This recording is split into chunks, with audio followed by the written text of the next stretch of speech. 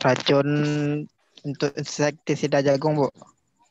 Ya, tapi dia masuk kategori cara masuk dan cara kerjanya sebagai racun apa? Cara masuknya sebagai racun apa?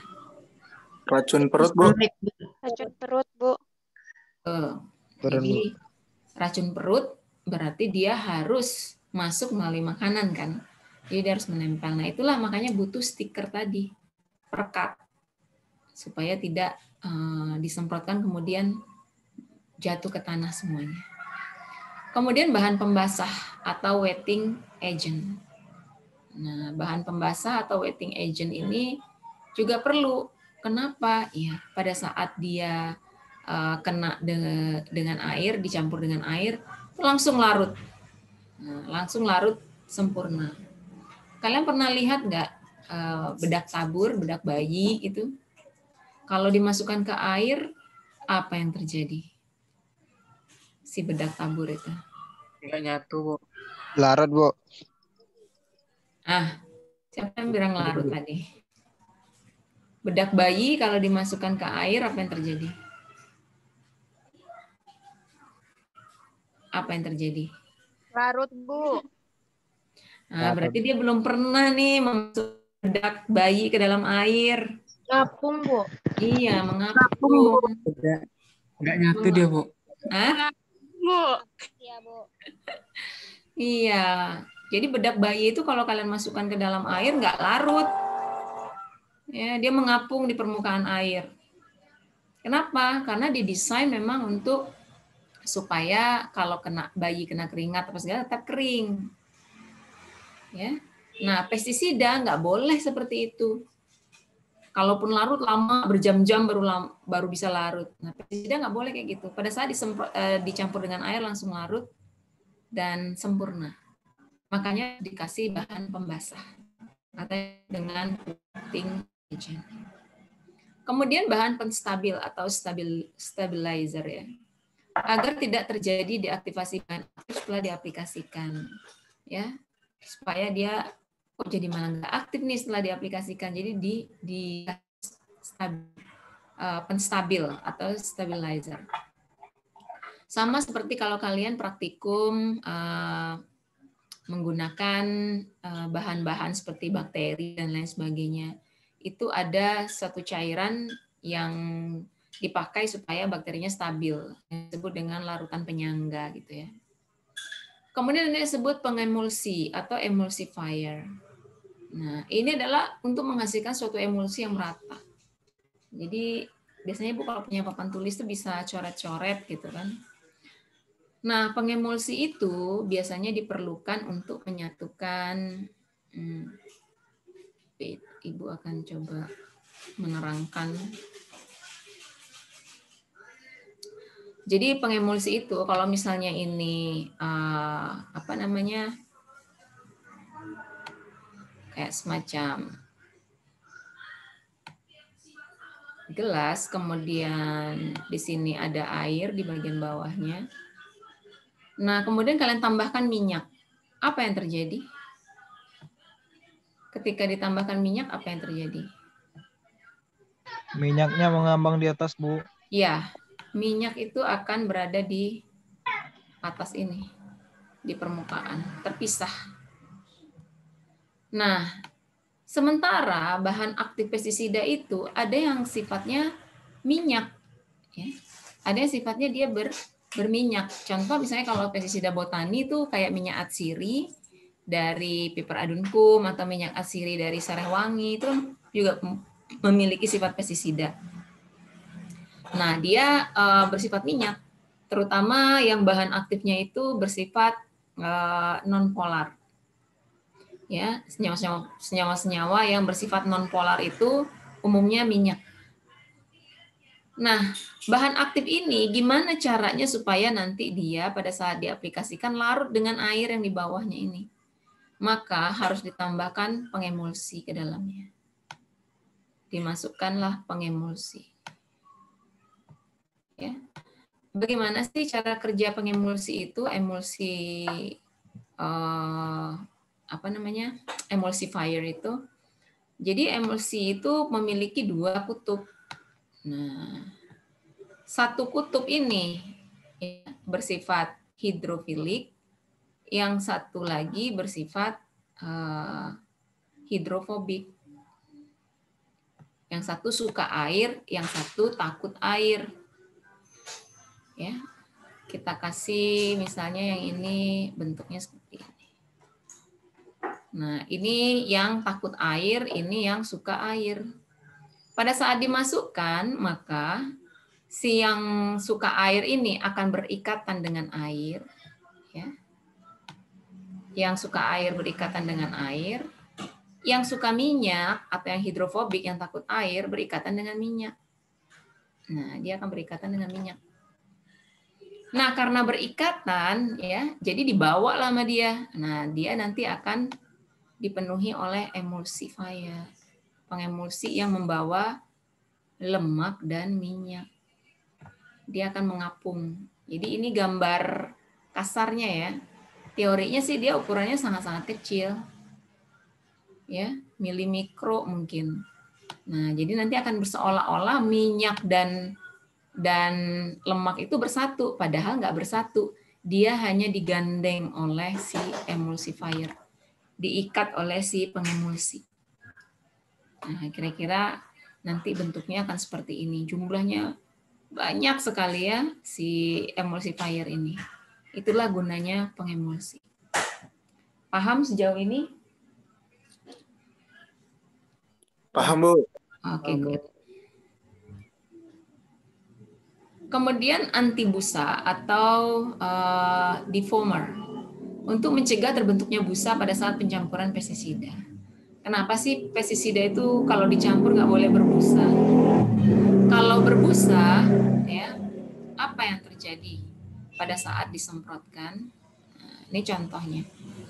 Kayaknya Ibu butuh ruang nih ya untuk menerangkan. Nah, ini yang nomor 5. Yang nomor 5. Kenapa sih harus bergaris-garis gitu deh?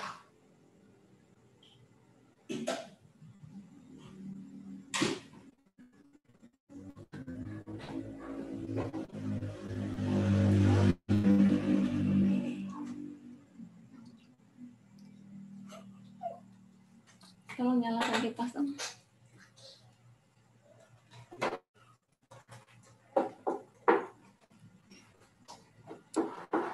Kalau misalnya ini permukaan daun, ya, ini permukaan daun. Kemudian kita semprot pestisida. Kita semprotlah pestisida ke permukaan daun ini. Ya.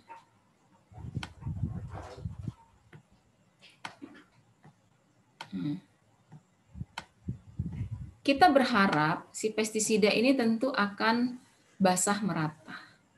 Tapi kalau ada busa, ya, misalnya ini permukaan daun, ini pestisida nih. Nah,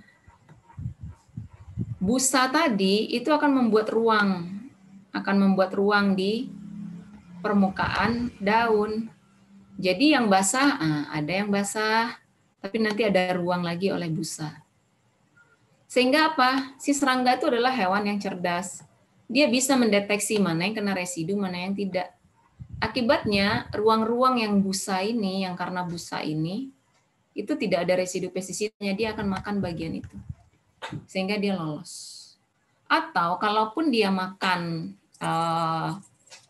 daun yang bagian ini, ya, bagian ini dia makan, tapi bagian yang ada busa tadi tentu tidak ada residu pestisidanya kan, sehingga dosis yang dia makan itu nggak cukup untuk mematikannya, hanya mungkin mengganggu fisiologi serangga itu saja. Nah, itulah kenapa nggak boleh ada busa. Plus kalau ada busa juga sangat mengganggu, ya. Tangki itu jadi kelihatan ya, penuh gitu, atau aturan dia mengukur airnya pas gitu ya, tapi karena adanya busa dikira udah pas padahal ternyata lebih, sehingga dosisnya menjadi lebih sedikit ya dibandingkan yang seharusnya. Kemudian minyak. Ini adalah digunakan untuk meningkatkan aktivitas biologi, ya, membantu penetrasi, menghambat pencucian dan menghambat kehilangan akibat evaporasi. Jadi evaporasi yang disebabkan oleh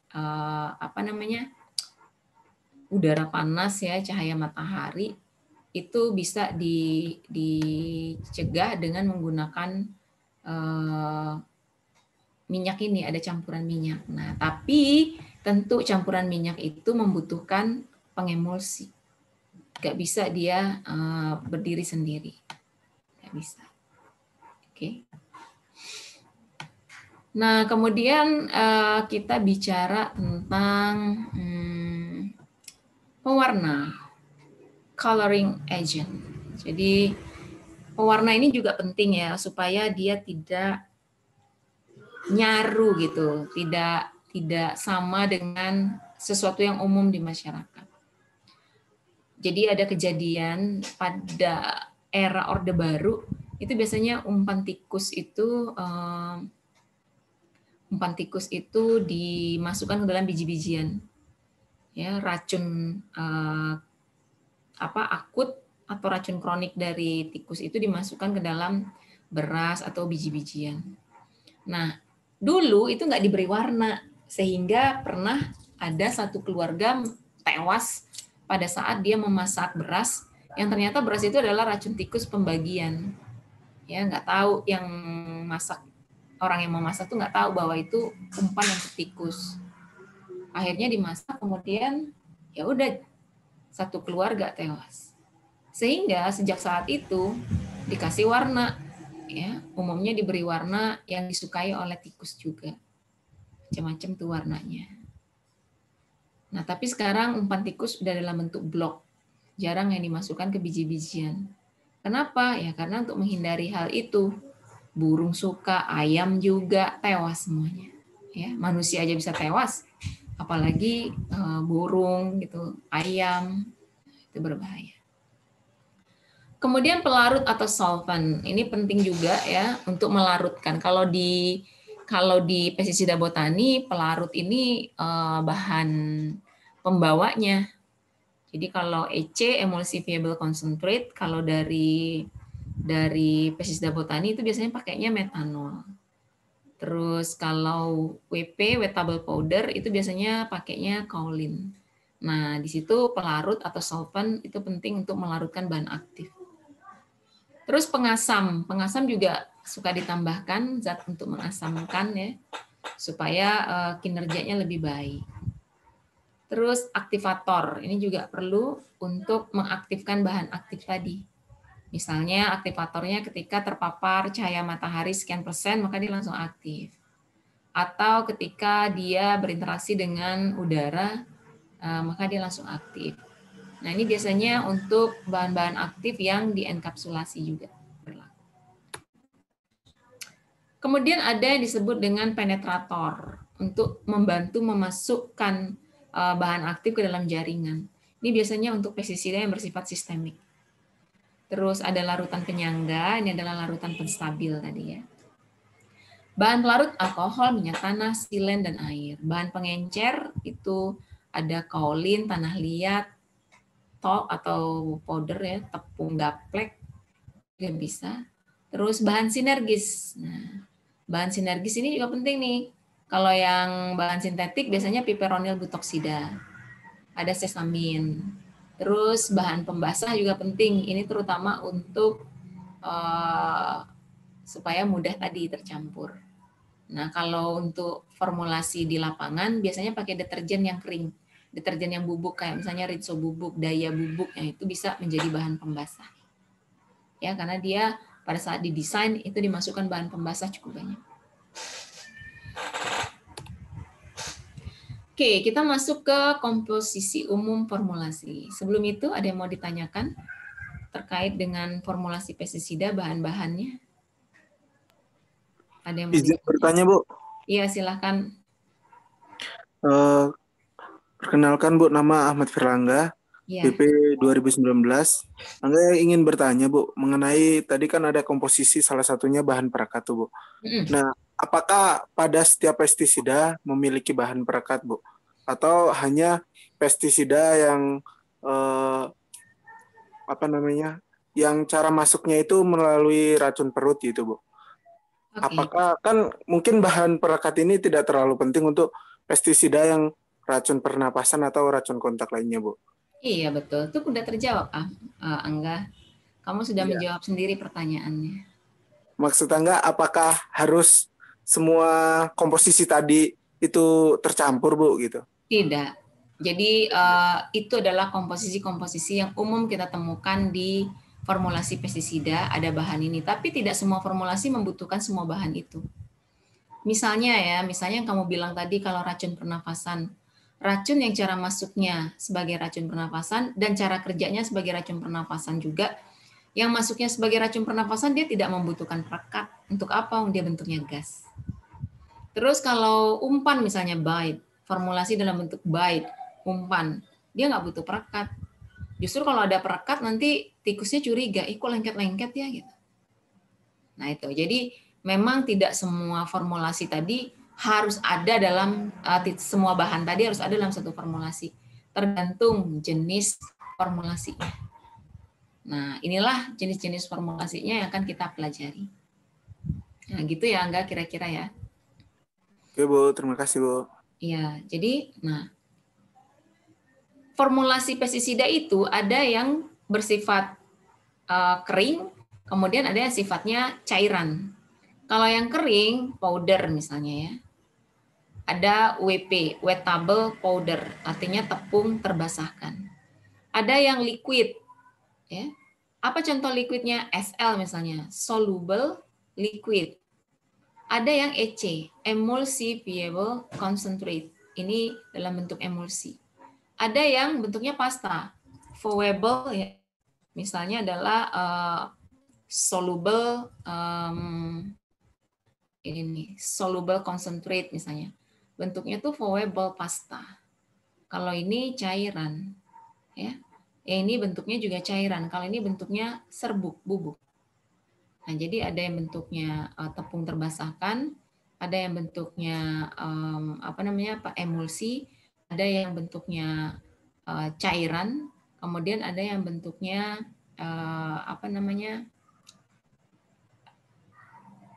cairan pekat gitu, yang bentuknya seperti pasta. Nah, terus ada bahan pembawa, ya, ada penstabil, ada penyebar. Terus ada air, ada pelarut, emulsifiable, ada air, moistable ya ini bahan pelembab juga, thickener perekat. Nah, kamu bisa lihat untuk wettable powder ya, WP atau yang bentuknya serbuk tadi, dia butuh bahan pembawa. Bahan pembawa ini bisa kaolin, bisa tepung gaplek yang tadi kita bahas di depan. Terus moistable. Ya, ini penstabil juga pelembab ya, penstabil gitu ya.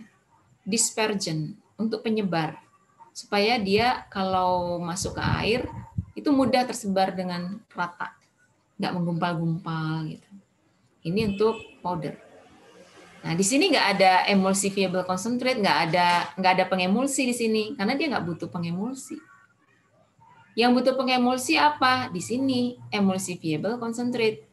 Dia butuh pelarut dan butuh pengemulsi. Kalau liquid ya, soluble liquid, dia hanya butuh air. Nah, tidak butuh yang lain-lain. Nah, bagaimana dengan flowable yang bentuknya pasta atau soluble concentrate? Dia butuh air, butuh moistable sama seperti yang serbuk tadi dan butuh perekat, thickener. Nah, itu kira-kira. Terus ada juga bahan tambahan lainnya. Stiker, pewarna, stabilizer, anti foam, anti busa ya, anti drift. Anti drift itu ini kalau misalnya Ibu ganti dulu. Kalau misalnya kalian menyemprot kemudian keluarlah dari nozzle ya, kalau ini gagang semprot. Terus ini adalah nozzle. Nah, kemudian ini pestisida yang keluar dari lubang-lubang nozzle itu.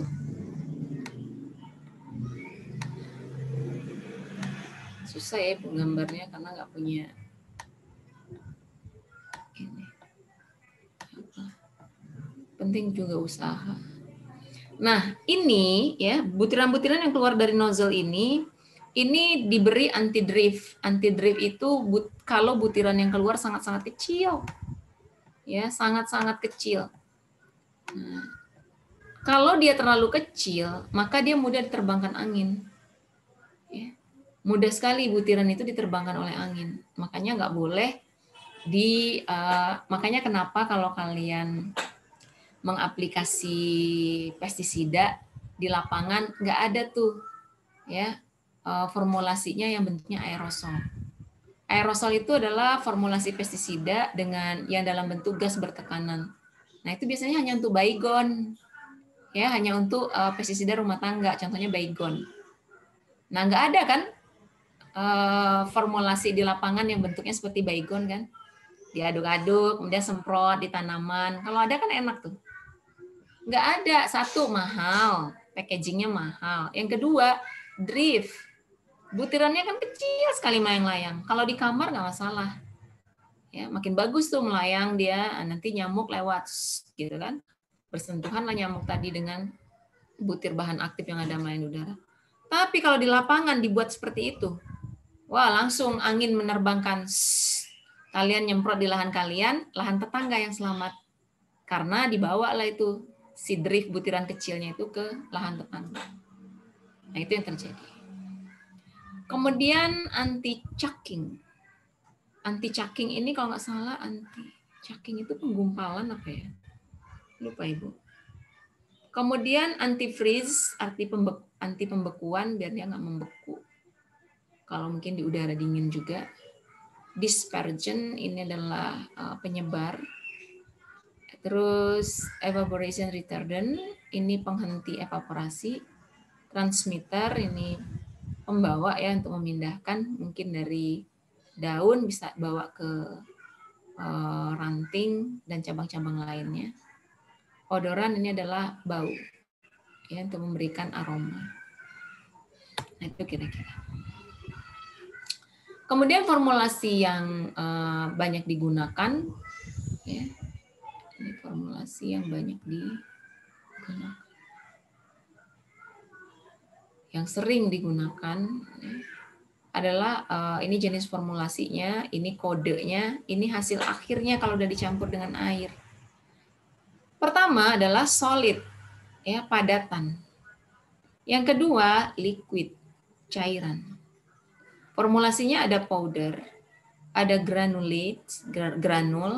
ada soluble powder, yaitu tepung terbasahkan. Kalau yang tepung aja, contohnya apa misalnya?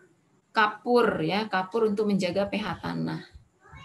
Atau ada juga dalam bentuk serbuk untuk mengobati serangan dari jamur pada tanaman anggur, itu juga ada. Granul, nah, contohnya adalah furadan tadi. Furadan untuk mengatasi hewan-hewan yang berada di tanah, ditabur supaya bibit tadi nggak dimakan oleh hewan yang di tanah. Karena susah nyulamnya kan dari tanam di lapangan.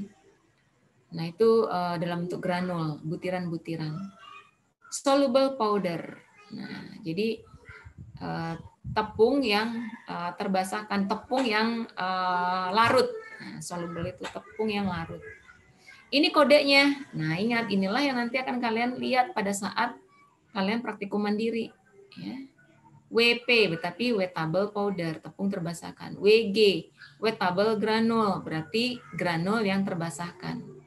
Atau SP, soluble powder.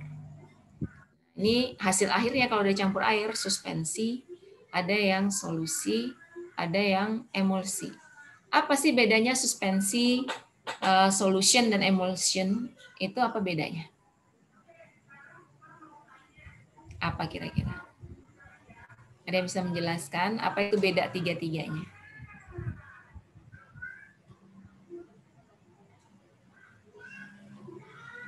Ada yang bisa menjelaskan apa itu suspensi, solution, atau cairan, dan emulsi? Apa itu? Untuk emulsi tadi udah Ibu jelaskan. Apa kira-kira? Ada yang tahu?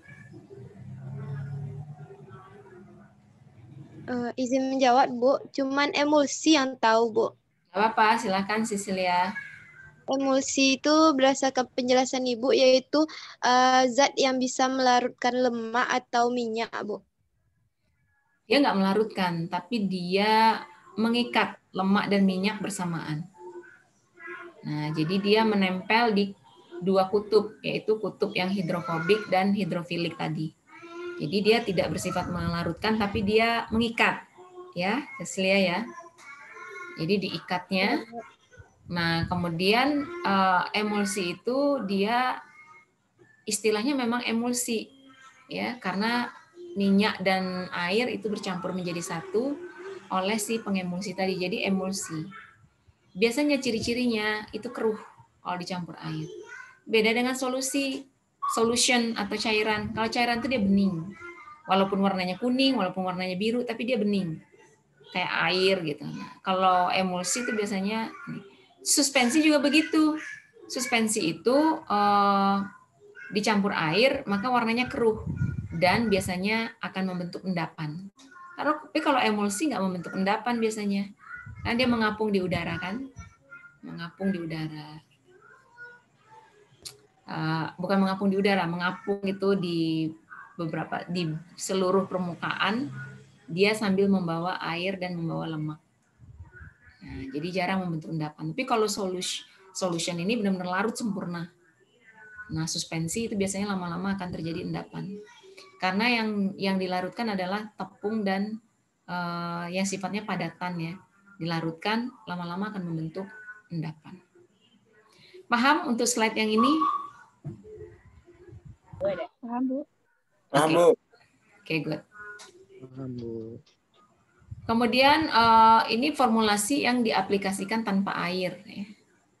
Jadi nggak perlu diaplikasikan dengan air, bisa. Contohnya kalau yang padatan adalah granulate, ya misalnya furadan, itu kan nggak perlu dicampur air, ditabur aja. Kodenya GR, granul. Bite ya atau umpan, contohnya RB, nah, kodenya RB. RB ini apa ya? Yang pasti B-nya itu bite. Kalau R-nya itu nanti Ready, cari Bu. apa? Ready biting. Ya, betul. Terus powder, ya serbuk. Kalau DP itu apa DP? Yang pasti P-nya powder. Jadi ada debu juga, dust gitu ya. Apakah ini dust powder? Bisa jadi. Jadi serbuk tapi dia berbentuk seperti debu. Alat aplikasinya itu biasanya diputar gitu. Dan ada fan atau alat untuk meniupkannya. Nah, itu biasanya di perkebunan anggur untuk mengatasi downy mildew ya. Yaitu semacam jamur yang menyerang daun pada anggur.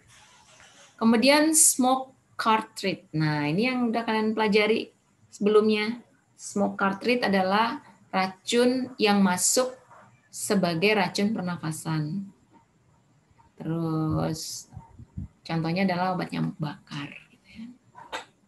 Nah, ada yang berbentuk cairan. Ada yang bentuk cairan adalah fumigan. Ini contohnya belerang. Ada juga fosfin, kemudian methyl bromide. Terus hot fogger. Nah, hot fogger ini kalau kalian suka rumahnya pernah disemprot untuk mengatasi demam berdarah, itu adalah alat aplikasi untuk hot fogger.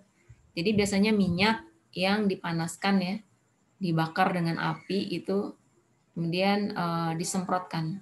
Nanti ada angin yang meniup untuk menghembuskannya. Makanya pada saat selesai biasanya rumah kalian licin karena bahan pembawanya adalah minyak. Aerosol. Aerosol ini yang baygon tadi itu adalah contoh aerosol. Jadi formulasi gas tekanan yang mengandung bahan aktif pestisida. Kemudian seed disinfection. Jadi ini untuk perlakuan benih. ya untuk perlakuan benih. Kodenya LS. S-nya seed, L-nya ibu lupa. Kemudian gas ya. Ini juga banyak. Nah, ini kode-kodenya. Ini biasanya ada kepanjangannya ya. Nanti kalian bisa lihat. Terus aplikasi kimia. Bagaimana sih cara mengaplikasinya? Yang pertama untuk liquid, untuk yang cairan itu bisa dengan spraying, tentunya disemprotkan saja. Yang kedua dengan injecting, disuntikkan. Ini untuk mengatasi nematoda, mengatasi penggerek batang, terus mengatasi gangguan-gangguan dari kayak misalnya bakteri-bakteri tertentu gitu ya, yang dia berada di xylem atau phloem.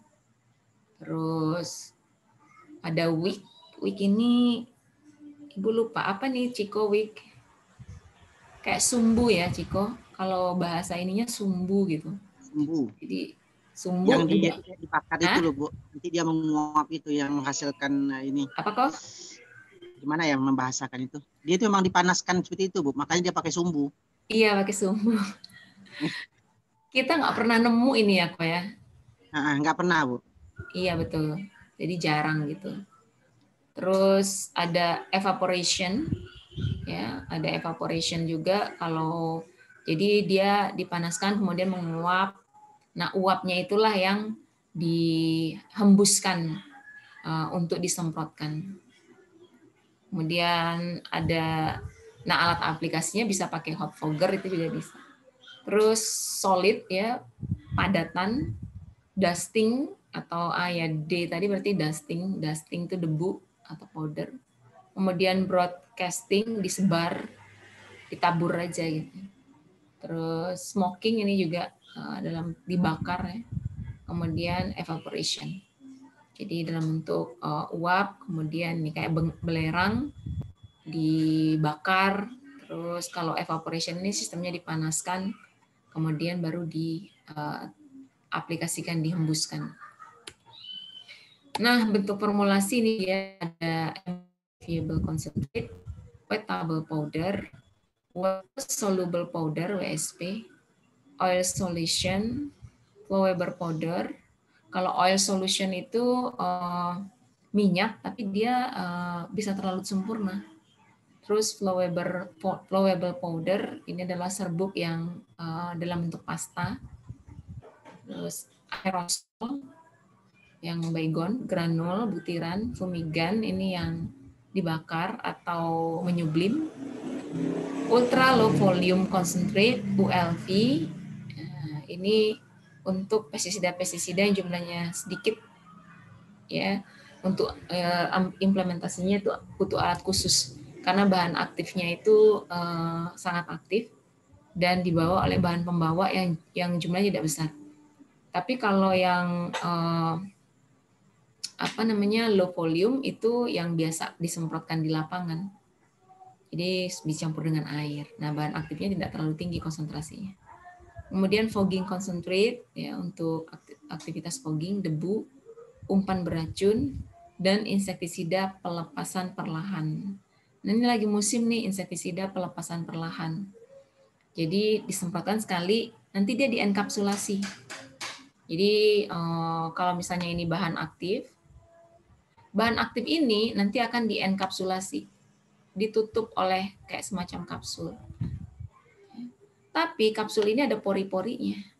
Nah, dari pori-pori inilah keluar bahan aktif tadi, melepaskan diri perlahan-lahan. Sehingga dia tidak langsung ini. Nah, ini juga bagus.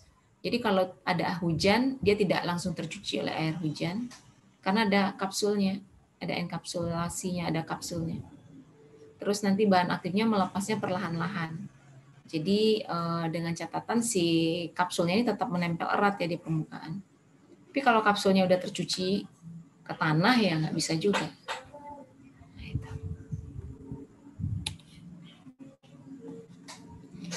Nah, kemudian ini adalah jenis-jenis formulasi yang dipakai.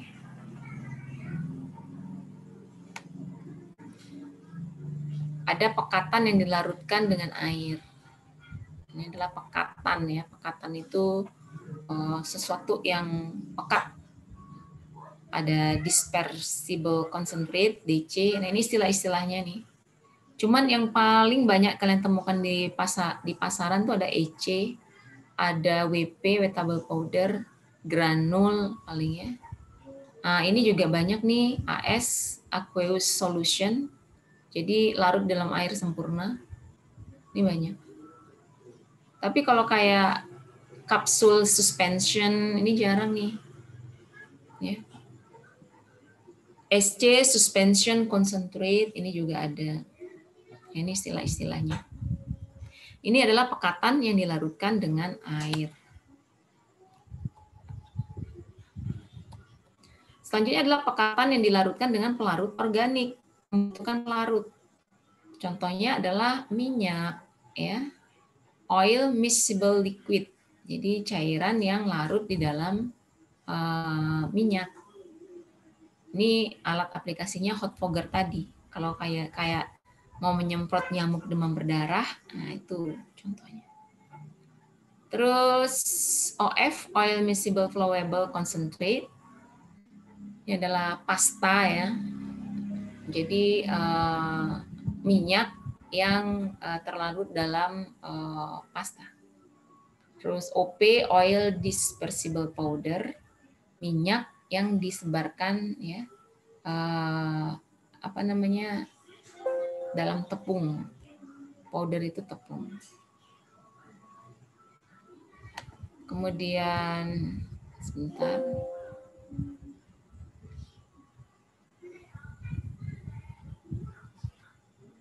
Ibu ngambil charger dulu ya. Karena ini habis baterainya.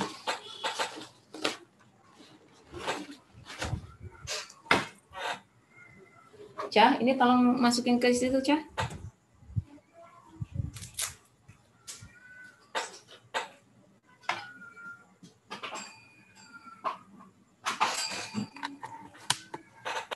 Ya.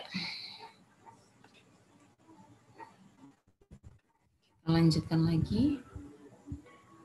Terus kelompok tidak perlu pengenceran, nggak perlu granul, butiran-butiran kayak furadan itulah, kurater itu kan langsung diaplikasikan. Kemudian DP dust stable powder, ya ini ya serbuk yang dalam bentuk debu. UL ultra low volume, tidak perlu diencer-encerkan, nggak ada orang yang baygon disemprotkan di ini dulu ya, diencer-encerkan nggak ada. Electrochargeable liquid. Nah, ini cairan yang electrochargeable. Jadi bisa ini pakai elektromagnetik atau gimana? Ini jarang juga kita temukan ini. Terus kelompok lainnya ada bite yang siap digunakan ya, ready bite. Gas generating product. Terus aerosol dispenser. Aerosol atau yang gas bertekanan tadi. Nah, ini keterangannya bisa dibaca saja untuk keterangannya. Ya.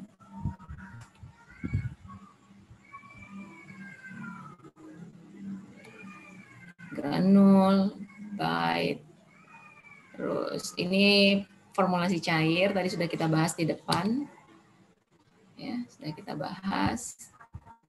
Terus ini formulasi cair juga, flowable. Konsentrat cair yang sangat pekat, mirip pasta. Low volume sedia untuk menyemprot dengan ultra sudah pakai, tidak perlu dicampur air. Aerosol ini juga ya, dalam kaleng dengan gas karbon dioksida. Wettable powder, ada soluble powder, kemudian butiran atau granul. Seed dressing, ini keterangannya ya, keterangan yang Ibu terangkan tadi. Seed treatment, bentuknya tepung untuk perawatan benih. Das, tepung hembus. Umpan atau bite, ya, ready mix bite, RMB, untuk rodentisida dan dicampur dengan makanan si tikus.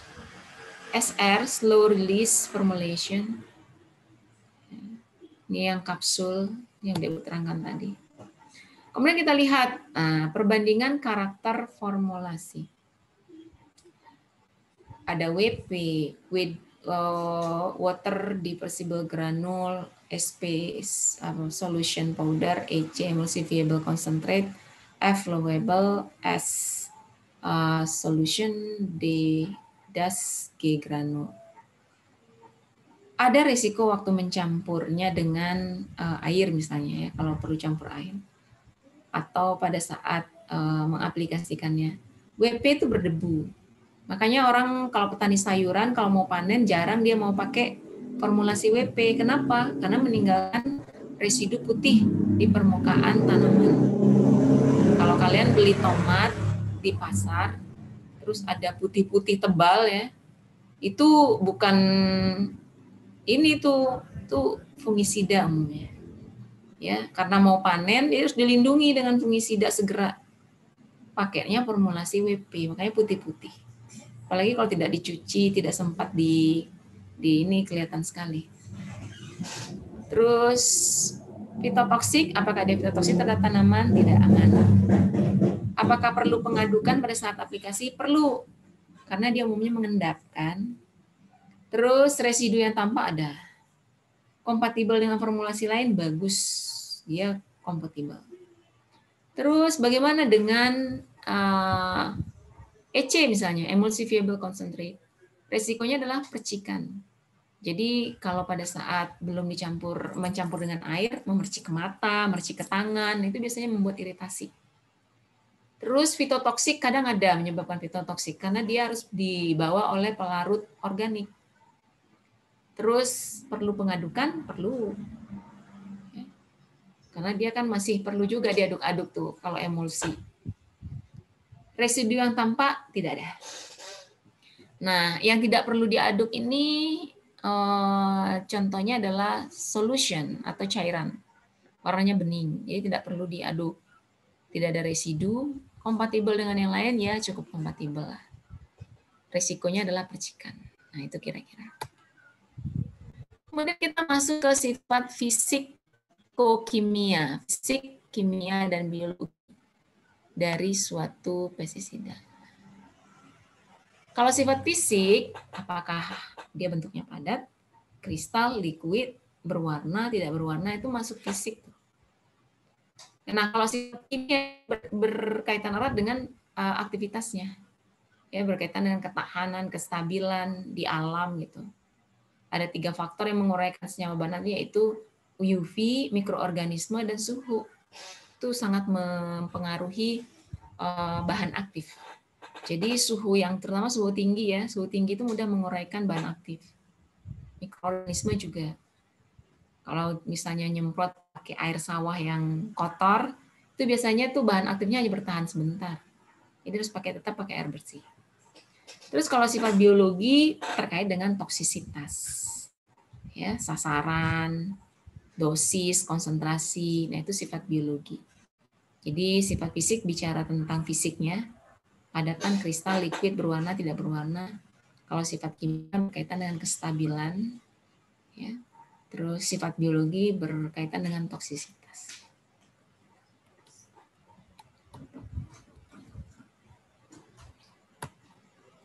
Nah, sekarang kita bicara tentang dosis. Dosis adalah jumlah pestisida yang diaplikasikan untuk mengendalikan organisme pengganggu tanaman pada setiap luas bidang sasaran. Dosisnya berapa per setengah hektar? Nah, gitu contohnya. Misalnya kilogram per hektar. Berapa sih pestisida, dosis pestisida untuk perkebunan sawit? Misalnya pestisida merek A untuk perkebunan sawit. Misalnya 50 kg per hektar. Contoh. Liter per meter kubik, gram per meter kubik, atau 5 gram per pohon. Nah, itu dosis namanya. Ya. Contoh misalnya ya, MIPC 0,5 kg per hektar. Jika kita menggunakan mipcin 50 WP, artinya apa? Ya. MIPC itu adalah bahan aktif. Ya, dia membutuhkan 0,5 kg per hektar. Kalau kita menggunakan mipcin 50 WP berarti mengandung 50% bahan aktif MIPC aja. Cuman 50%. Berarti untuk 1 hektar kita butuh kalau pakainya mipcin itu 1. Nah, itu kira-kira logikanya ya.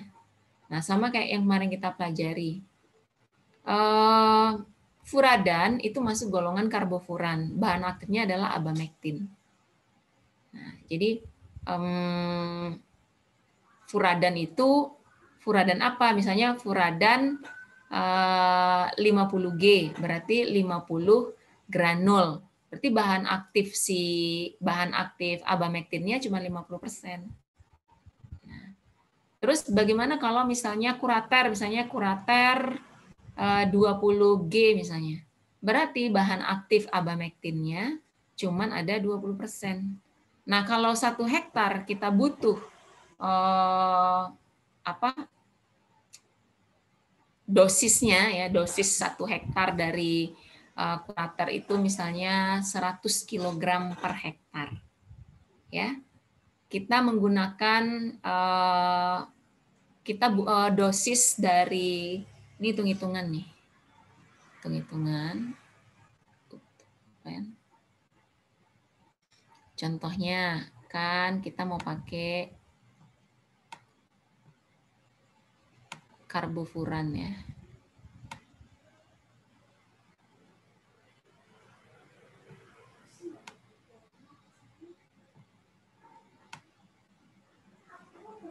Kita pakai karbofuran. Nah, karbofuran ini adalah merek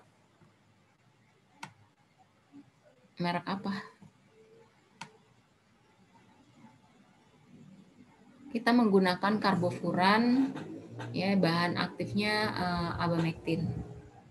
Jadi dia masuk merek dagangnya tuh si karbofuran ini dengan bahan aktif abamektin itu ada kurater, kemudian ada juga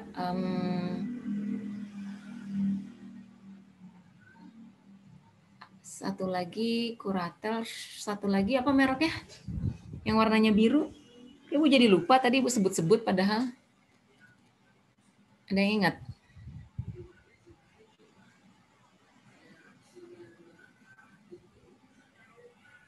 Apa mereknya? Merek dagangnya? Selain apa nama merek dagangnya?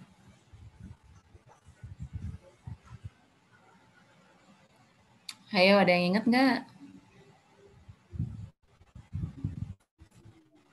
Abamektin, Bu.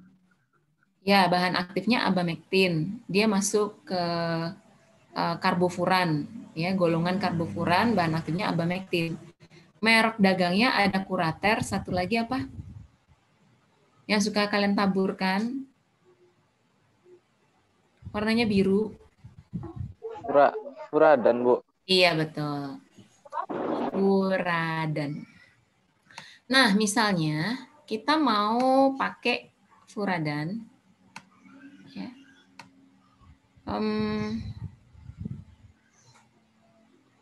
Kenapa Ibu jadi menulis dengan cara seperti ini ya? Kenapa Ibu tidak menulis diketik aja? Oh my God. This is so stupid. Oke.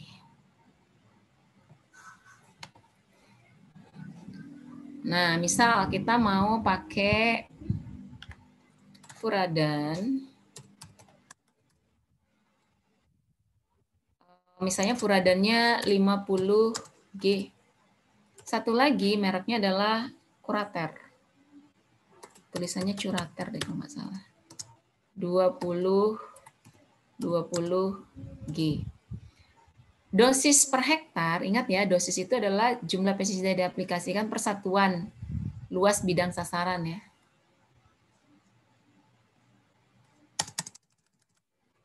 Kita akan menggunakan,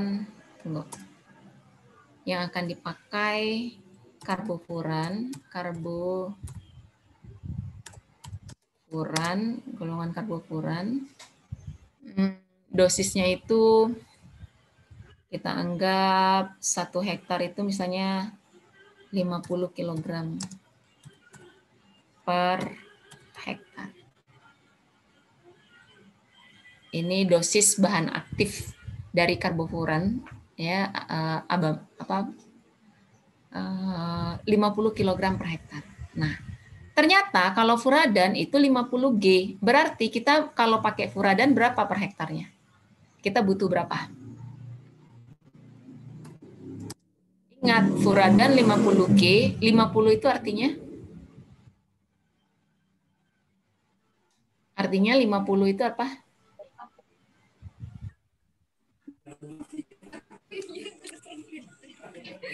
Kan ada 10 WP, 20 EC. Nah, itu artinya apa? 50. Artinya apa? 50%, Bu. Dan Betul. bahan aktif, Bu. Artinya mengandung karbofuran 50%. Nah, kalau furadan itu 50 G, berarti kita 1 hektar membutuhkan berapa kilogram? 25. Are you sure? Kita butuh 50 kg per hektar dosis karbofurannya. Dia kan masuk golongan karbofuran nih dua-duanya.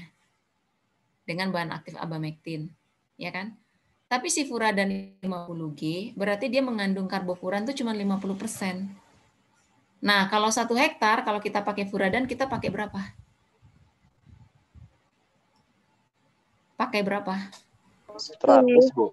Pakai 100. Ya. Pakai 100 karena dia cuma 50%. Nah, sementara berarti 100 per 50 kan kita butuh 100%. 100 per 50 dikali 50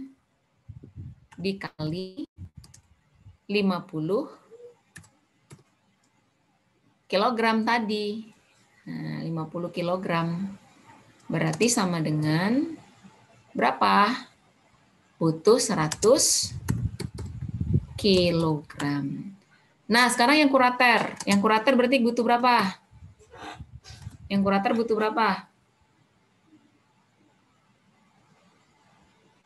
Kalau kita pakainya kurater, berarti kita butuh berapa kilogram untuk 1 hektar? Come on.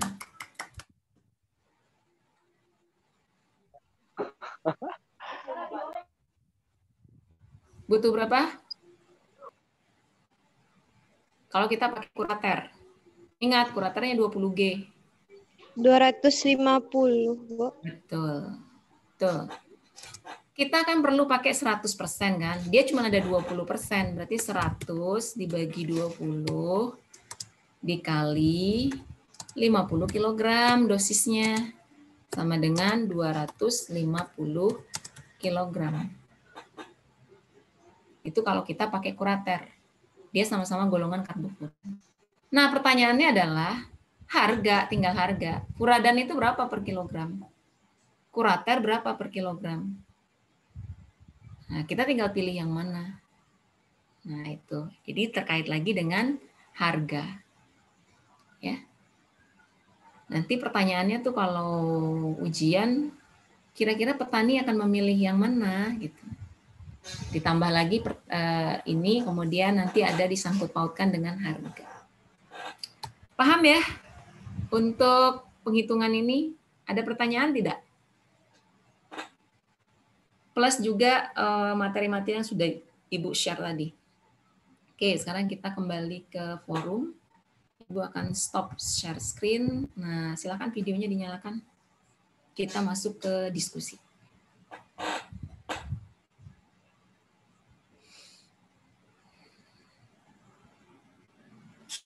Iya.